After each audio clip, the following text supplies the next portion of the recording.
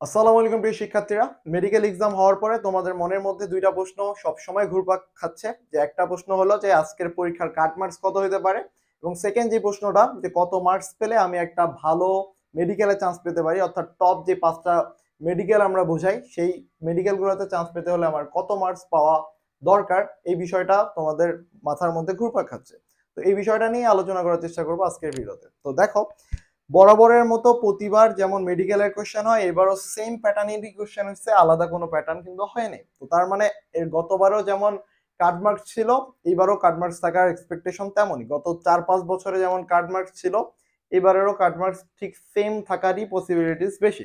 তো গত 4-5 বছরের যদি তুমি ডেটা অ্যানালাইসিস করো তাহলে বুঝতে পারবা যে কত কাট মার্কস থাকা উচিত। তো আমার ধারণা যে এই বছর কাট মার্ক 66 থেকে 69 এই পর্যন্ত হইতে পারে। 66 থেকে 69 এই রেঞ্জের মধ্যে থাকতে পারে, বাট নট শিওর। এটা কেউ শিওরিটি দিতে পারবে না যে তোমার প্রতিবার কাট মার্কস হয়তো বা এখান থেকে একটু কম হইতে পারে, অথবা বেশি হওয়ার চান্স খুবই কম, হয়তো বা 65 বা 66 এরকম হইতে পারে। এর উপরে 69 এর প্লাস হওয়ার চান্স খুবই কম। তো এটা হচ্ছে তোমাদের কাট মার্কস। তো কাট মার্কস বলতে বোঝায় যে সর্বনিম্ন যত মার্কসে তুমি কোনো একটা মেডিকেলে চান্স পাইতে পারো, সর্বনিম্ন যত মার্কসে তুমি একটা মেডিকেলে চান্স পেতে পারো, সেটা হলো কাট মার্কস।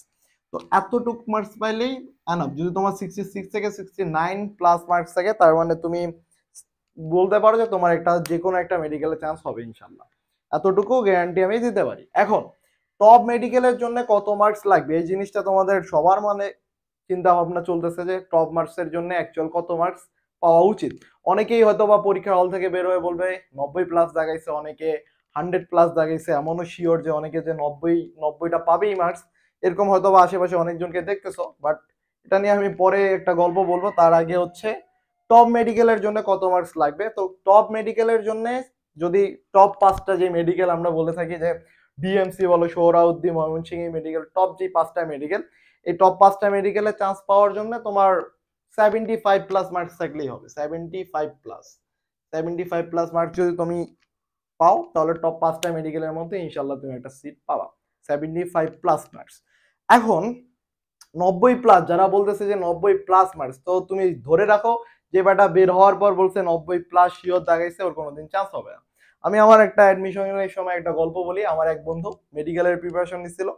তো নেওয়ার পর সে হচ্ছে পরীক্ষার হল থেকে বের হয়ে বললো যে 99টা দাগাইছে। ওকে, গুড, 99টা দাগাইছে। তার শিওর ছিল যে সে শিওর যে 92টা সে শিওর, 92টা সে শিওর দাগাইছে, এবং বাকি 60টার মধ্যে কনফিউশন হচ্ছে 50-50% তার কনফিউশন। তার মানে তার যদি 60টাও ভুল হয়, তারপরে সে 90 প্লাস কিন্তু একটা মার্কস পাইতেছে, 90 প্লাস একটা মার্কস পাইতেছে। তো সে এমন একটা ফাপড়বাজি করতেছে যে তার মেডিকেল তো হয়ে গেছে, ডিএমসি মানে টপ পজিশনে সে চান্স পাবে। যখন রেজাল্টটা দিল, রেজাল্টটা দেওয়ার পর তার মার্কস কত ছিল জানো? 0.25, 0.25। তো এটা দেখার পর আমি নিজের রেজাল্টেরও দুঃখ ভুলে গেছিলাম। 0.25 অর্থাৎ মানে আর কিছু বলার নাই। তো তোমার আশেপাশে যারা এরকম 90 প্লাস বলে চিল্লা বিল্লা করতেছে, 90 প্লাস পাইছে, এই 80 প্লাস মার্কের নিচে কাট মার্কস হবে না, এদের থেকে একটু দূরে থাকো, এদের থেকে দূরে থাকাই শ্রেয়। তো তোমার যাদের মধ্যে মোটামুটি এভারেজ এক্সাম দিছো, তো হোপফুল থাকতে পারো যে 70 প্লাস বা 80 প্লাস রেঞ্জে যাদের আশাবাদী, তো হোপফুল থাকতে পারো যে তোমার চান্স হবে ইনশাল্লাহ। তো এতটুকুই।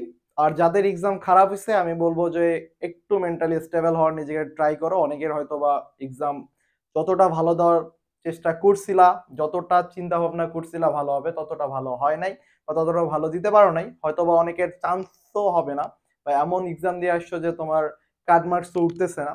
সেক্ষেত্রে আমি বলবো যে কিছুদিন তোমাকে একটু মেন্টালি নিজেকে স্টেবল করার চেষ্টা করো। এই মোমেন্টে মেন্টালি স্টেবল করা ছাড়া আর তোমার হাতে কিছু করার নাই। তোমার এই মোমেন্টে তুমি কিন্তু এক্সাম অলরেডি দিয়ে আসছো, তো অলরেডি তোমার যেটা করার করে ফেলছো। এখন তুমি যদি ওটা নিয়ে পড়ে থাকো তাহলে কোনো লাভ হবে না। তো আমি বলবো যে 6-7 দিন একটু নিজেকে টাইম দাও, একটু মেন্টালি স্টেবল হওয়ার জন্য একটু রেস্ট করো, একটু মেন্টালি নিজেকে সময় দেওয়ার চেষ্টা করো। অনেক এই সময়টা অনেক খারাপ যাবে, অনেক কান্না পাবে, কান্না করো, যত বেশি কাঁদবা তত তোমার মাইন্ড ফ্রেশ হবে।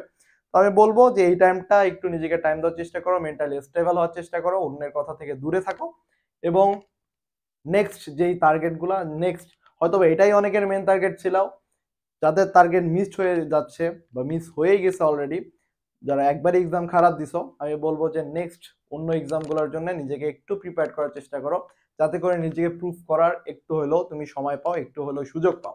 এমন করিও না যে তোমার আর সুযোগ সবকিছুই বন্ধ হয়ে যায়।